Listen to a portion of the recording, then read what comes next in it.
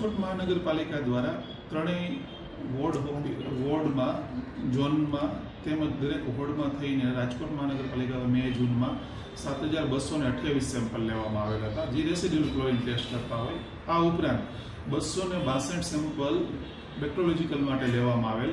તે પૈકીના 3 સેમ્પલ છે કે વોર્ડ નંબર 1ના અક્ષરનગર, હમીદનગર અને કૈલાસધારામાં એક સેમ્પલ ડાઉટફુલ હતું. એટલે આપણે તરત જ કન્સર્ન એન્જિનિયરને જાણ કરી અને તે રિપેરિંગ કરાવતા હોઈએ છીએ.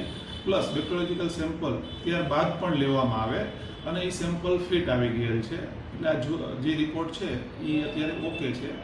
આ ઉપરાંત ત્રણેય ઝોનમાં થઈને 7228 સેમ્પલો લેવામાં આવ્યા છે અને રેગ્યુલર નિયમિતપણે રાજકોટ મહાનગરપાલિકા દ્વારા આ જ રીતની પ્રક્રિયા હાથ ધરતા હોઈએ છીએ અને એના જે કંઈ રિપોર્ટ આવતા હોય છે એ અમે વેબસાઇટ ઉપર પણ ઘણા સમયથી પ્રસિદ્ધ કરીએ છીએ. એવું નથી કે હમણાંથી પ્રસિદ્ધ કરીએ છીએ.